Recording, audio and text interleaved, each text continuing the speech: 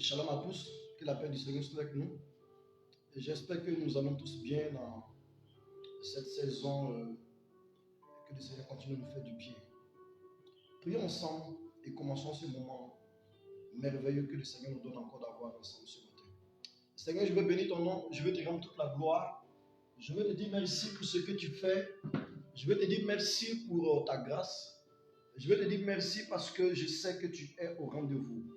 Je veux te dire merci parce que je sais que c'est toi qui permets que nous soyons là, que ce frère, cette soeur, cette famille soit là et puisse m'entendre ce matin. C'est-à-dire, nous sommes là pour encore une histoire d'action de grâce avec toi. C'est pourquoi reçois la gloire, reçois l'honneur, reçois la magnificence pour tout ce que tu fais et tu feras pour nous. Au nom de Jésus-Christ, nous arrêtons. Amen. Alors, ce matin, je vais vous partager un moment avec vous par rapport au mariage. Une question que nous nous posons beaucoup. Même souvent, ceux qui sont mariés se posent beaucoup cette question.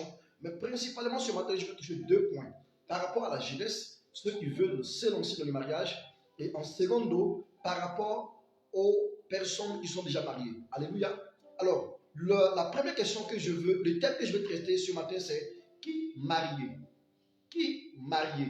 Cette question, depuis longtemps, est une question qui cause beaucoup de problèmes, qui cause beaucoup de soucis et qui envoie des soucis, qui éloigne certaines personnes de Dieu et en même temps qui rapproche plusieurs de Dieu. Alors, comment faire un bon choix? Alors, comment faire un bon choix dépend de qui marier. Alors, partons rapidement sur ce point qui est très important, sur 2 Corinthiens 6, le 2 Corinthiens 6, le verset 14 à 17. Lisons ensemble la parole. La Bible nous dit ici dans 2 Corinthiens 6, à partir du verset 14, ne vous mettez pas avec les infidèles. Ne vous mettez pas avec les infidèles sous un joug étranger. Car quel rapport y a-t-il entre le juste et la justice et l'iniquité? Ou qu'y a-t-il de commun entre la lumière et les ténèbres?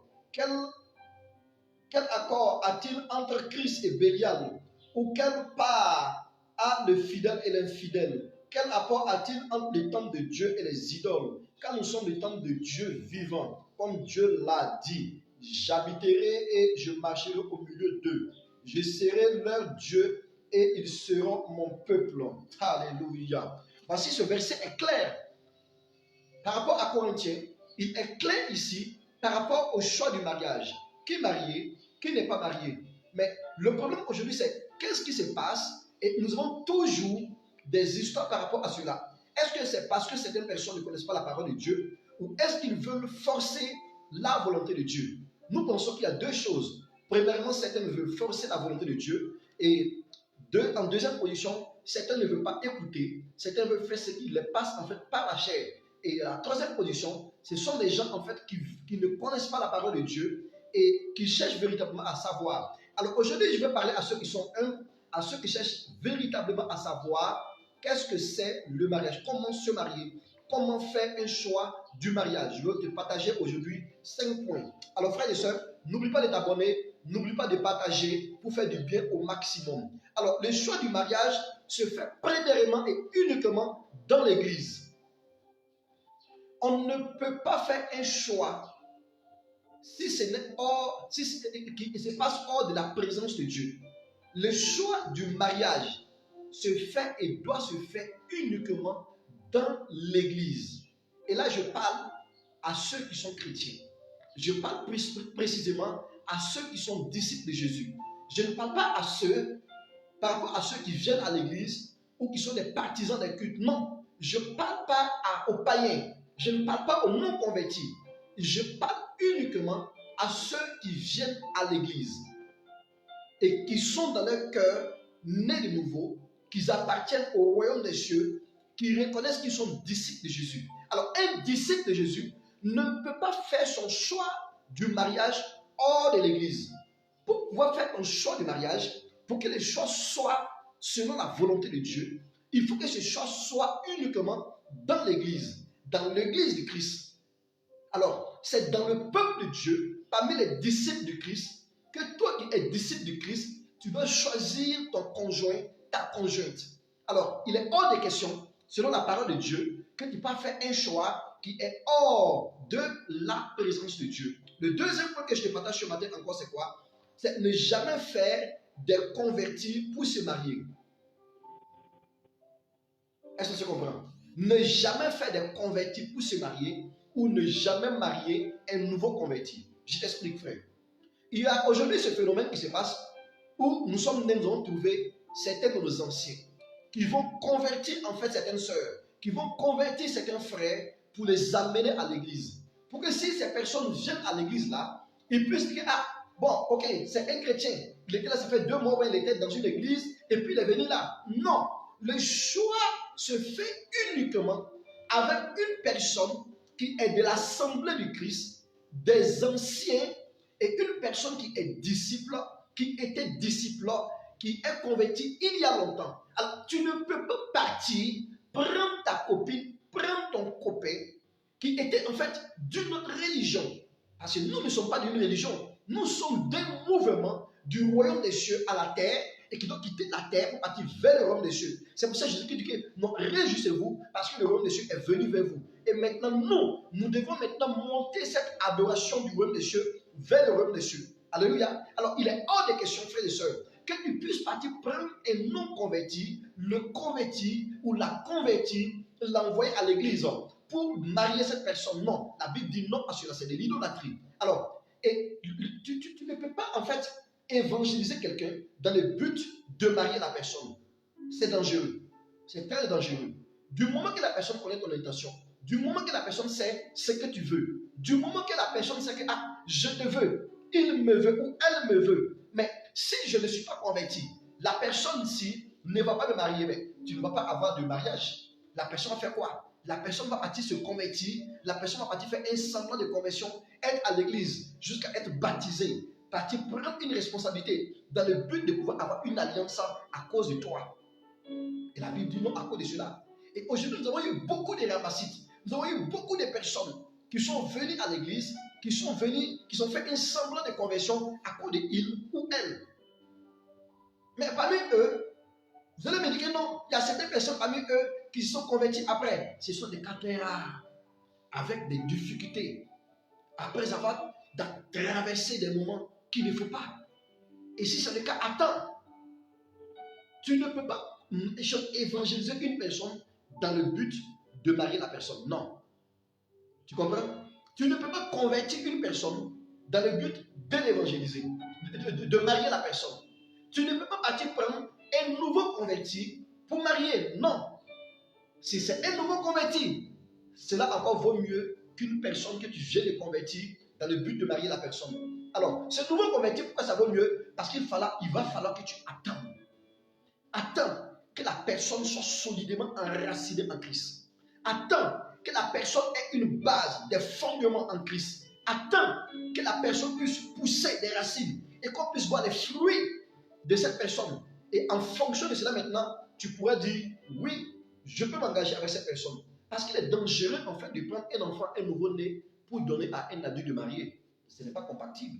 Mais il y a un crime qui sera là, un crime contre l'humanité. Et tu seras enfermé. Alors, il y a un déséquilibre toujours. Lorsque tu viens prendre un nouveau converti pour mettre avec une personne qui est convertie il y a de cela très longtemps. Non, ça ne se fait pas. Alors, le troisième point qu'elle est là, c'est marier juste une personne née de nouveau et mature.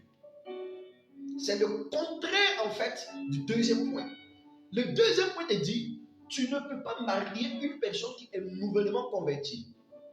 Mais tu ne peux pas prendre ton enfant qui vient de naître, qui a 1 mois sur la terre, qui a 2 mois sur la terre, commencer je sais pas, à donner de la viande, du riz, de la sauce, du thon, de l'haricot, des sauces pimentées. Mais c'est un nouveau-né. Tu vas tuer l'enfant. À plus forte raison, prends cet enfant et dis que tu dois commencer maintenant à rouler un véhicule ou tu dois rouler maintenant un vélo. Mais tu es assassin. Tu as un problème dans la tête. Chrétienne, tu ne peux pas marier une personne qui vient de se convertir ou que tu vas convertir dans le but de marier, sa conversion ne sera pas réelle. Et même si cette conversion sera réelle, parce qu'il a embrasé ta foi, donne-lui du temps à ce que cette personne puisse croître en Christ, qu'on puisse voir ses fruits avant de déclarer ton amour. Alors le troisième point va te dire qu'il faut uniquement t'engager avec une personne qui est mature, une personne qui est disciple du Christ. Parce que oui, nous venons tous à l'église, mais est-ce que nous sommes tous des disciples du Christ? Il dit, allez faire de toutes les nations des disciples. Des disciples de Christ. Pourtant, dans l'église aujourd'hui, nous avons des gens qui sont venus à cause de leurs parents. Nous avons des gens qui sont venus à cause d'une proposition. Nous avons des gens qui sont venus à cause de quelque chose. Dans l'église aujourd'hui, nous avons des gens qui ont été convertis dans le but, qui sont venus à l'église à cause d'une responsabilité, parce qu'il y avait une lettre de recommandation. Et nous avons des gens à l'église aujourd'hui, ils sont venus à cause d'un frère, à cause d'une soeur, qu'ils ont vu qu'ils veulent. Et nous avons des cas à la main aujourd'hui. Et aujourd'hui, ça fait quoi? Ça donne quoi? Un couple déséquilibré. Aujourd'hui, ça donne quoi, frères et sœurs? Ça donne un couple à moitié chrétien, ce sont des crépaillés. Laissez-moi vous dire cette vérité. Aujourd'hui, dans nos églises, nous avons des crépaillés. Laissez-moi vous dire cette vérité. Aujourd'hui, même parmi nos responsables, il y a des problèmes parmi eux. Il y a de l'idolâtrie parmi eux parce que cette base a été faussée. Malheureusement, certains responsables, certains pasteurs, certains leaders voient cela et à cause de la position économique, à cause de la position, à cause de quelque chose qu'on va leur donner qui est éphémère ici-bas, il laisse cela. Alors, frères et sœurs, quelle est ta position? Je te prêche la vérité. Je te dis ce qui est écrit. Je te dis ce qui se passe. Comment toi tu peux dire que tu es un leader, tu es un ancien? Comment tu peux dire que tu es un ancien? Tu vois de tes yeux, tes deux yeux là, quelqu'un qui est dans l'assemblée, qui n'est pas converti.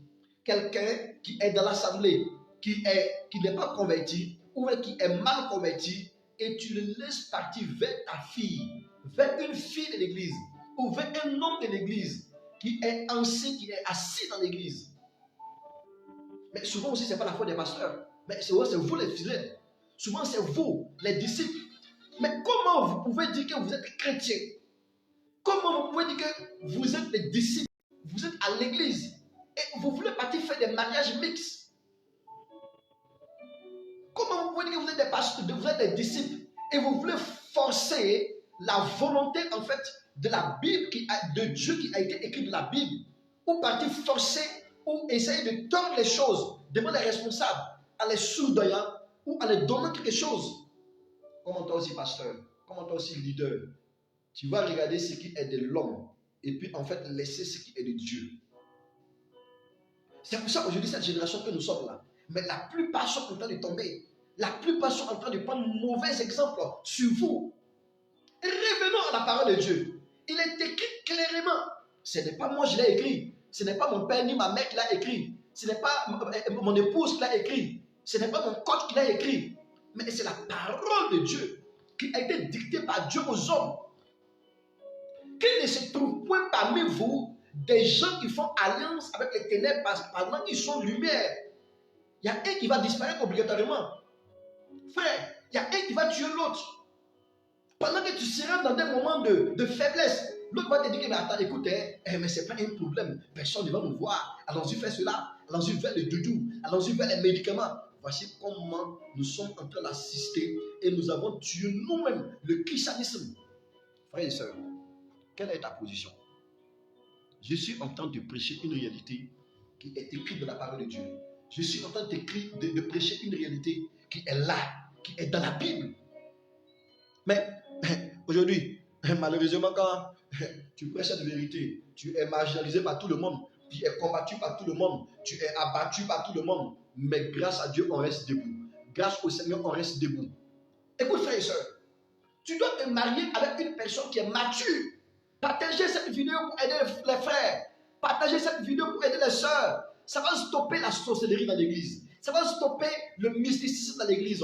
Ça va stopper la main du diable qui est en train de se promener dans certaines rangées de certaines églises. Ça va amener la main de Dieu à être encore beaucoup plus forte. Parce que tout ça, ça fait partie de ce qu'on appelle le paganisme. Qui mariait une personne mature? Qui mariait marier une personne du royaume des cieux, qui marier une personne que tu n'as pas forcé à se convertir. Aujourd'hui, il y a une fausse doctrine qui se passe. Il y a une sorte de mentalité, une fausse mentalité qui se passe dans les rangées des jeunes, dans les rangées des frères, dans les rangées des mamans. Et malheureusement, certains leaders acceptent cela. Non, il n'a pas seulement que des bons frères à l'église. Non, il n'a pas seulement que des bons frères à Bilou. Il n'a pas seulement que des bons frères à l'église. Même de l'autre côté, on peut avoir des bons frères, des bonnes sœurs. Oui, il n'a pas encore marié, il est bon. Oui. Il a un comportement, il a un caractère devant toi qui est bon. Oui. Mais est-ce que tu connais son esprit? Est-ce que tu connais l'état bon ou mauvais de son être? Je vais vous raconter une histoire, frères et sœurs. Il y a une dame, une jeune sœur, qui était dans une église de la sous-région, je ne vais pas vous dire où, mais l'histoire m'a fait très mal. Mais cette sœur, elle était la sœur là qui tenait la jeunesse. Elle était la sœur là, quand elle prend le micro pendant les croisades, pendant les séminaires, même si tu n'as pas envie de venir écouter le pasteur, tu viendras l'écouter. Mais écoute, quand on fait une croisade, quand elle est au micro, les gens viennent du nord, du sud, les gens viennent pour l'écouter. Parce qu'avant même la prédication, elle annonce quelque chose. Elle annonce la prédication. Frères et sœurs, il y a un frère qui est venu. Il a fait la cour. Elle a refusé. Le frère a fait la cour. Elle a refusé. Le frère est parti voir les responsables. Les responsables appelés. On appelle la sœur, mais sœur, mais c'est un bon frère. C'est un bon frère, mais tu peux te mettre avec lui. Il est bien. La sœur dit que oui, pasteur. Papa, oui, c'est bon. Mais je ne me sens pas dans l'esprit. Ce n'est pas lui. À force d'insister, à force d'insister, à force d'insister, elle a cédé. Ne cède pas parce qu'un pasteur ou un homme de Dieu ou une prophétie est venu pour t'envoyer vers quelqu'un. Non. Elle a accepté. Écoute, cette histoire m'a donné des larmes aux yeux. Lorsqu'elle a accepté, malgré elle-même, ils ont pas dit qu'ils ont fait tout. Après le mariage, lune de miel, on est quand? Dimanche matin, la soeur zélée, comme certains frères et sœurs, s'est levée matin, bonne heure, et puis elle s'est bien habillée, elle dit que non, elle s'en va à l'église. Le mari dit, tu vas où ça? Non, je m'en vais à l'église, c'est dimanche, tu as oublié, non? Il faut te lever, tu as lavé, j'ai déjà mis l'eau chaude dedans. Prendre ton bain et puis tu pars, on va revenir. Hein? Le long va continuer. Le frère dit quoi? Couche-toi ici. Elle dit, oh, arrête ce jeu-là. J'ai dit, couche-toi ici. Qui t'a dit que je suis chrétien? Je ne suis pas chrétien. C'est toi que j'ai dit que je veux. C'est pas ton Dieu que je veux. Elle dit, attends, c'est une blague d'avril là. On n'est pas en avril. Tu parles de quoi? Elle dit oui. Le monsieur dit oui. Je ne suis pas chrétien. Tu es ma deuxième femme. Arrête ce jeu-là. J'étais connu en tant qu'une seule personne, et en tant qu'un jeune qui n'a pas d'engagement devant le maire, c'est monogamie, tout ça, on a signé devant les pasteurs. Écoute, sœur, je suis marié, j'ai déjà 4 enfants, et puis tu es ma deuxième femme. Si tu ne crois pas, voici le numéro de la deuxième femme, appelle-la. C'est juste ça que je voulais, ce n'est pas une autre personne que je voulais. Frère, la sœur a pris le portable, elle a effectivement appelé. L'autre dame a décroché de l'autre côté. Oui, ah, effectivement, hein. Voici. Il m'a dit qu'il partait pour faire un mariage à l'église. Donc, on a dit de partir aussi. Il ne nous a pas invités. Donc, c'est toi qui es ma nouvelle rivale. Sinon, ici, dans tel lieu, c'est pas. Et puis, il a donné l'acte de naissance de monsieur. La femme est assise là. Tu vas faire comment? Elle appelle le pasteur. Lorsque le pasteur a entendu la nouvelle, le pasteur dit, on va faire comment? C'est ton mari. Écoute, chrétienne. Et la foi de cette dame a été cassée comme ça. Par ton 4e point. Je reviens là-dessus. Comment choisir? Comment choisir ton partenaire? Comment choisir ta partenaire? Pardonnez. Partagez ce direct-là. Partagez cette vidéo pour faire du bien à nos frères, pour faire du bien à nos sœurs. Il est mieux de rester seul que d'être mal accompagné avec une autre personne pour te retrouver en enfer. Tu comprends? Il est mieux d'accepter cette vérité pour souffrir qu'être dans le mensonge et dans l'argent pour te retrouver dans l'enfer. Le 4e point te dit ici, Comment choisir maintenant ton conjoint? Une erreur que nous avons eue depuis la lune des temps qui continue jusqu'aujourd'hui dans certaines églises, c'est quoi? C'est que nous choisissons nos frères, nous choisissons nos soeurs pour le mariage en fonction des prophéties.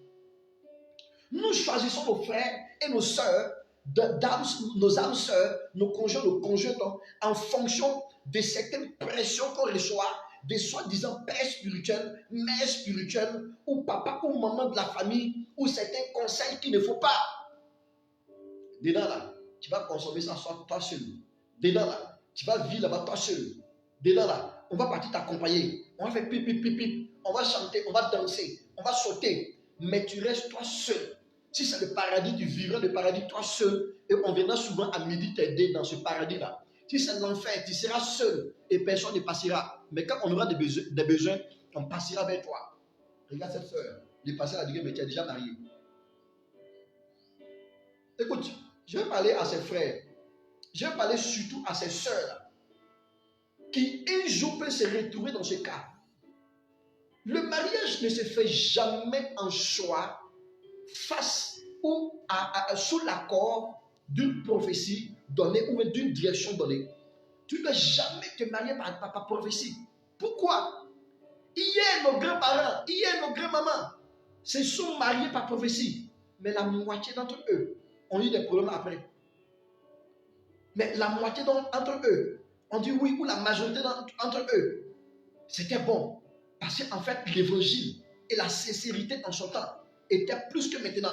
Mais aujourd'hui, tu as des pasteurs qui ont échoué au bac, ils sont pasteurs. Des pasteurs qui ont échoué dans le BPC, ils sont pasteurs.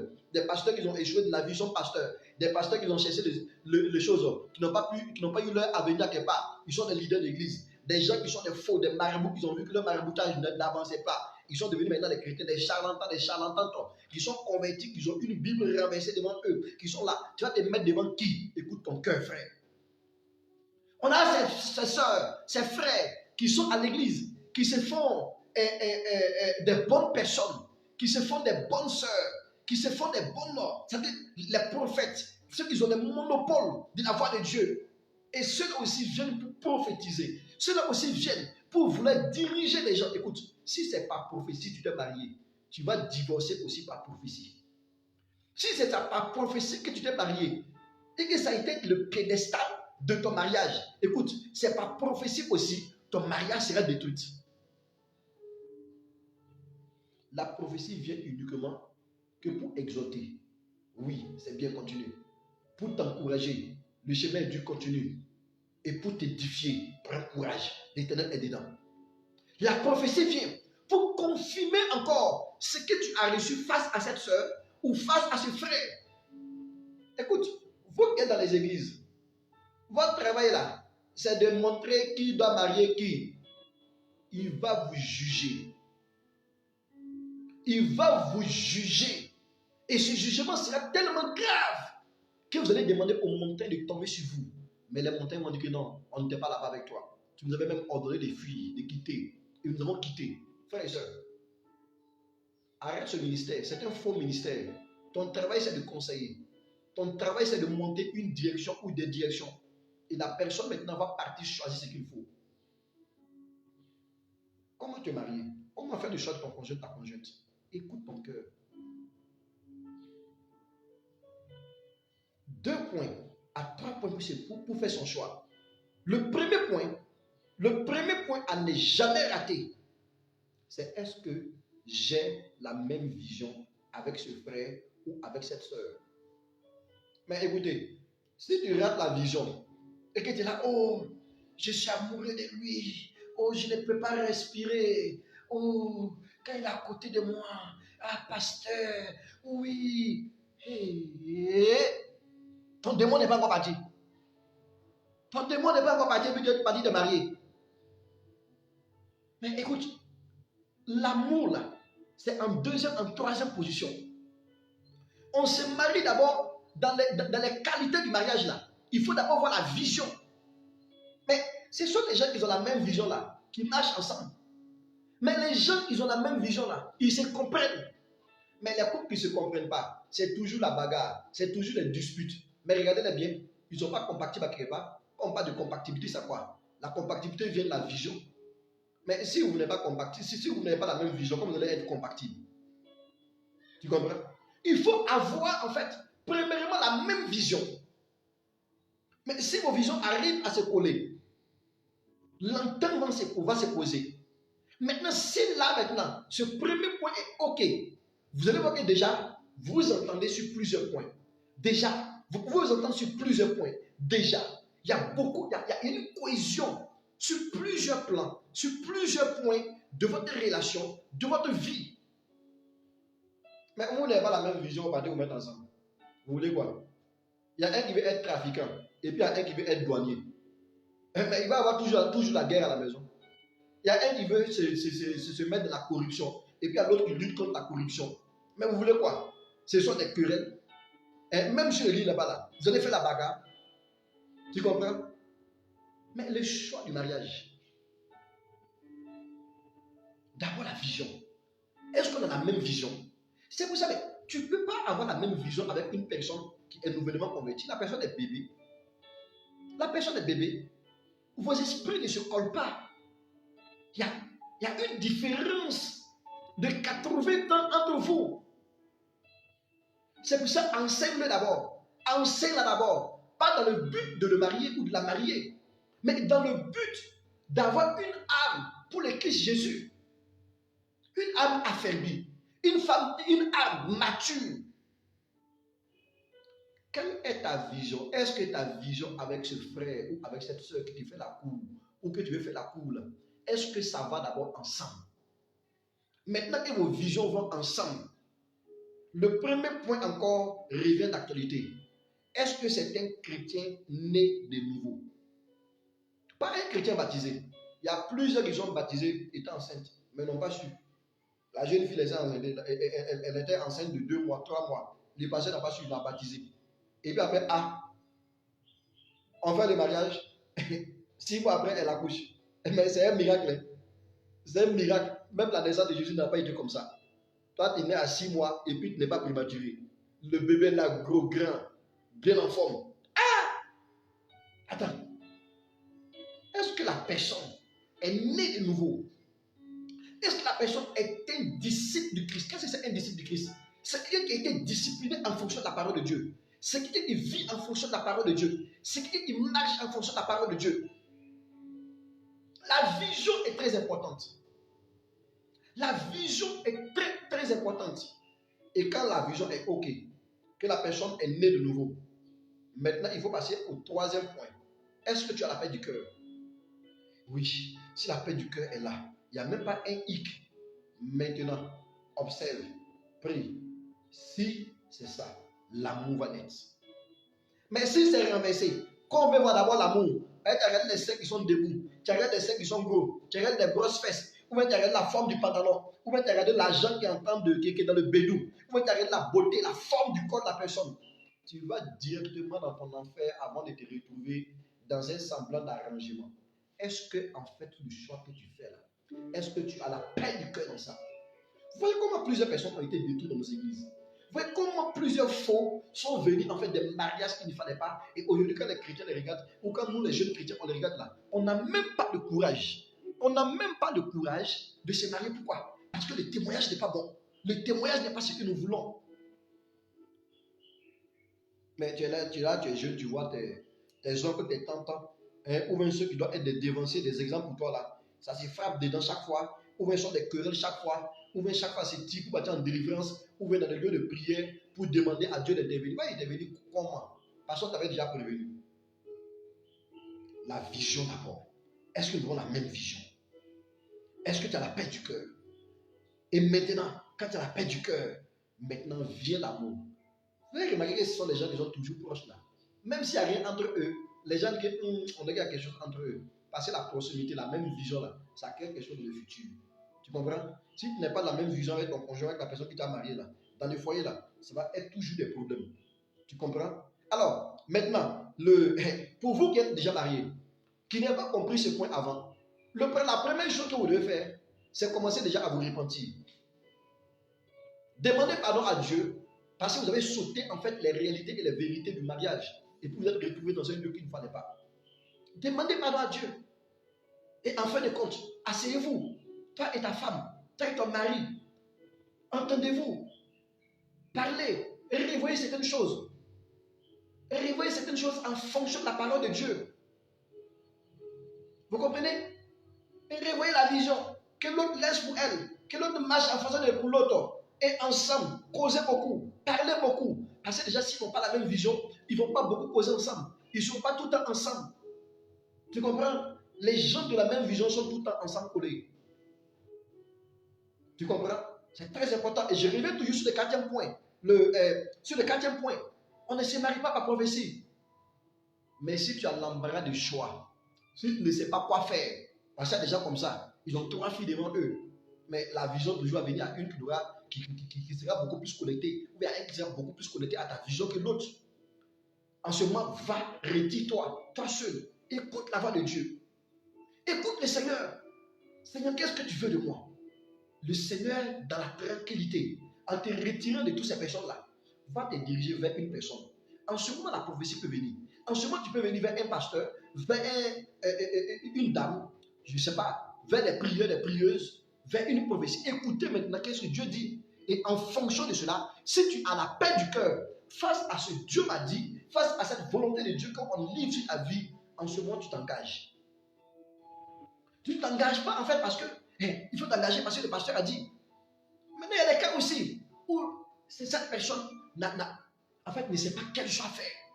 Il va maintenant demander au pasteur, aide-moi dans la prière. Est-ce que tu as une fille à me proposer? Est-ce que tu as une soeur à me proposer? Est-ce que tu as un frère que tu peux me diriger vers la personne? Là maintenant, quand on te fait maintenant cette proposition, répare, va t'asseoir, prie, écoute la voix de Dieu aussi, ou écoute ton cœur, et regarde votre cohésion entre vous deux. Et frère, avant de décider, pour terminer. Maintenant, si toi tu es appelé au ministère, si tu es appelé à quelque chose vraiment qui a un rôle vraiment très spécial dans l'œuvre de Dieu, prends le temps, écoute Dieu d'abord avant d'écouter l'homme. Tout en n'oubliant pas que quand même des conseils qu'on va te donner seront bons. Prends soin d'écouter les conseils, mais évite de t'appuyer sur la prophétie pour te marier. Le 5e point pour terminer, frères et sœurs, ce matin, c'est pour les parents, c'est pour les sœurs qui se retrouvent enceintes par voie de rébellion, parce qu'il y a eu du vagabondage sexuel, où certains thèmes aujourd'hui, ils disent quoi? Que c'était un accident. Mais dans cet accident qui a eu lieu, ou en tout cas dans le péché, qui a fait naître quoi? Une grossesse. Comment les parents doivent gérer cela? Ou comment quelqu'un qui est chrétien doit gérer cela? Voici un point très important aujourd'hui. Je reviens pour faire une parenthèse avant de terminer ce point. Quand tu te retrouves, frère et soeur, avec cette personne qui t'a en fait menti, surtout vous les sœurs, qu'il était chrétien, pourtant il n'est pas chrétien. Écoute, c'est simple. On s'est mariés hier. Et puis aujourd'hui, tu m'interdis toute activité de l'église. On divorce. Tu vas me dire quoi? Le pasteur a dit que la Bible a dit, ou bien le pasteur a dit qu'on ne doit plus divorcer quand on est chrétien. Tu divorces, frère, sœur, plus précisément sœur, je te parle, tu divorces. Mais écoute, ce frère-là, cette sœur-là qui s'est mariée, après lune de miel, quand elle se réveille, qu'elle se voit, elle cherche son mari sur le lit, mais chérie, elle ne trouve pas de chérie, elle va dans la douche, elle ne trouve pas de chérie là-bas. Elle sort au salon, elle voit le mari qui est accroupi tout nu. Elle s'approche, elle voit à quoi? Mais le mari là, il est accroupi devant des fétiches, devant des idoles. Il dit, attends, mais c'est quoi ça? Qu'elle a voulu crier. Le type a crié, mais ferme ta bouche. Est-ce que je t'ai dit que c'est ton Dieu que je voulais? Quand tu venais m'évangéliser là, et puis j'ai accepté Jésus là, mais c'est toi que j'ai dit que je veux. Je me suis converti, je me suis baptisé. Mais c'est à cause de toi. Ah, tu es avec une idolâtrie. Tu es avec un idolâtre. Mais cette sœur qui a été trompée, mais premièrement là, c'est une usurpation d'identité. Fausse identité pour se marier. Tromperie pour se marier. Mais Dieu n'est pas dedans. Même si tu vas devant la justice, c'est un voleur. Même si tu vas devant la justice, Dieu n'est pas dedans. Mais le pasteur va s'asseoir, mais vous êtes déjà mariés, vous êtes un seul corps. Que la lumière et les ténèbres ne se mettent pas ensemble. Du moment que tu t'es rendu compte que tu es dans les ténèbres, retire-toi. au prix de ta vie. Retire-toi au prix de ton âme. Retire-toi pour que ton âme soit sauvée. Retire-toi. Retire-toi avant qu'il ne soit trop tard. Retire-toi. Écoute, si j'étais le pasteur de cette soeur-là, mais j'allais avoir l'humilité de dire que je me suis trompé. On ne savait pas cela, on ne connaissait pas ces détails. Reviens. Il a utilisé une fausse identité pour venir se marier. La Bible même interdit cela. Pourquoi alors, pasteur, pourquoi alors, parent, tu vas condamner l'avenir et l'éternité de cette fille à cela? Mais il y a séparation. Parce que Dieu n'est pas dedans. C'est pas toi qui va t'asseoir. C'est pas toi qui va écouter la voix de Dieu. C'est pas toi qui annule. Plus de rapports sexuels. Arrête ce qui s'est déjà passé là. Oublie ça. C'est un péché qui a été déjà bien programmé par le diable où tu es tombé dedans. En ce moment-là, le divorce se fait. Et la Bible ne condamne pas cela. Tu comprends? Mais attends, elle m'a trompé. Vous comprenez? Elle m'a trompé. Il m'a trompé. Pour qu'ensemble, on soit dans le foyer. Mais je suis dans le foyer. Un, déjà, tu as mal prié. Retire-toi. 2, divorce. Va t'asseoir. Écoute la voix de Dieu. Et la suite, contacte-moi en inbox. Et je te dirai ce que tu dois faire. Alors, maintenant, le 5e point. Les cas de grossesse de ces filles-là qui se retrouvent malheureusement enceintes d'une personne qu'il ne faut pas. On a vu des cas où elle ne veut pas partir. Mais les parents disent que c'est la tradition. Ton papa ne doit pas te voir. Toi, tu n'es pas chrétien. Papa, tu n'es pas chrétien. Et puis, il va à l'église. Bah, si tu viens à la maison et qu'il tu le vois là, il va mourir. Mais si c'est comme ça, toi, qui n'es pas chrétien là, non, tu n'es pas chrétien, sincèrement. Mon papa n'est pas chrétien, ou bien si le papa te voit, la maman même si le papa te voit, pendant qu'il est enceinte là, c'est pas bon, il va mourir, tout ça, tout ça. L'Église a déjà enlevé ça. À moins que ça ne soit un gros païen qui soit assis là devant nous. Comprenez ça? Jusqu'aujourd'hui, on trouve ça dans nos églises. Jusqu'aujourd'hui, frères et sœurs, on trouve ça dans nos églises. J'ai réglé même un cas comme ça. Cette sœur qui s'est retrouvée dans ses vagabondages, au moment qu'elle dit qu'elle a compris, elle veut arrêter, elle veut se libérer de cette vie, voici une grossesse qui était là. Elle s'est retrouvée dans la main d'un idolâtre. On a lutté jusqu'à ce qu'elle est revenue.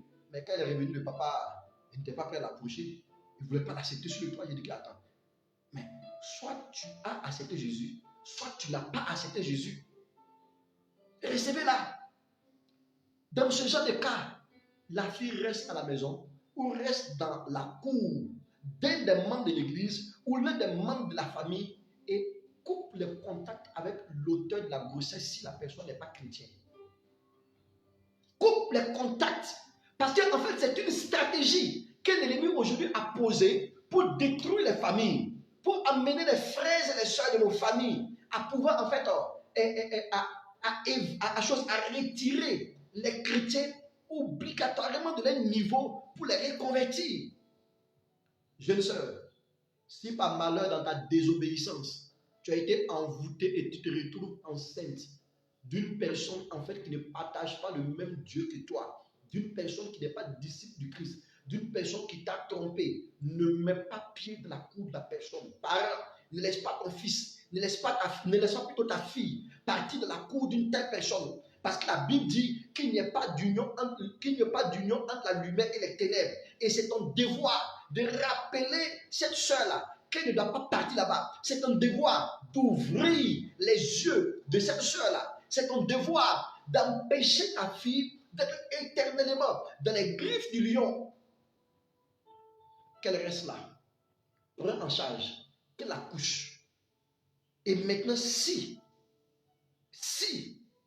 elle accouche, que vous voulez que l'enfant parte, que l'enfant parte. Au cas contraire, qu'elle reste là. Et que Dieu la restaure jusqu'à se remarier avec une autre personne. Au cas contraire, si cette personne dit qu'elle est convertie, elle a accepté Jésus, elle a donné sa vie à Jésus, elle s'est repentie, il n'y a pas de problème. On attend d'abord de voir les fruits, de voir les racines, de voir la maturité, de voir la discipline, avant que notre fille là ne parte chez lui. Chrétienne, leader d'église, il faut que nous interdisons maintenant cela. Plusieurs de nos jeunes filles souffrent de cela. Après s'être rendu compte de cette vérité-là, qui sont retirés, l'ennemi nous a déjà piégé, il y a une grossesse. Ne laisse pas la jeune fille partir là où il ne faut pas. Qu'elle reste là. Frères et sœurs, jeunes filles, soyez aussi disciplinés. Vous que vous promenez de gauche à droite, je ne sais pas si c'est une taille de sexe que vous cherchez, ou si c'est l'argent que vous cherchez, ou c'est quel amour vous cherchez. Aujourd'hui, vous êtes dans la chambre de l'autre. Aujourd'hui, vous êtes dans la chambre de l'autre. C'est quel raquetage que vous faites. Après, vous êtes assis à l'église là-bas. Que non, vous êtes vierge. Après, vous êtes assis à l'église là-bas. Que non, non, il n'y a pas de frère qui s'intéresse à moi. Mais toi-même, tu t'es déjà intéressé à une personne. Mais avec le frère avec qui tu couches là, c'est ton mari. Le frère avec qui tu as des rapports là, c'est ton mari. La soeur avec qui tu as des rapports là, c'est ton mari. Mais toi, seul, tu couches avec un matin, tu couches avec l'autre le soir. Pour prendre 5 000 ici, 5 000 là-bas. Mais tu es une prostituée. Tu es une prostituée. Et puis tu viens, tu veux prendre le micro. Tu viens, tu es dans l'église, dans le service. Que Dieu te frappe jusqu'à ce que tu te convertisses. Parce que cette vie-là, c'est de l'hypocrisie. Cette vie-là, c'est une vie de mensonges. Cette vie-là, Dieu n'est pas dedans. Malheureusement, elles ont rempli l'église aujourd'hui. Malheureusement, ils ont rempli l'église aujourd'hui. Ils disent qu'ils sont chrétiens. Elles disent qu'ils sont chrétiens. Pourtant, ce sont des païens. Ils se promènent de fille en fille, de garçon en garçon. Écoutez, vous êtes des disciples du diable. Des disciples du diable convertis et assis dans l'église en train de détruire la vie des frères et des sœurs. Mais si tu ne peux pas être fixe avec une autre personne, une seule personne, va en salle de délivrance. Qu'on ne pas te délivrer. Parce que tu as un problème dans ton pantalon.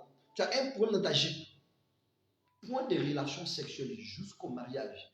Et le mariage doit se faire uniquement avec une personne qui est née de nouveau et qui est disciple du Christ. Frère, que le Seigneur vous bénisse au nom de Jésus.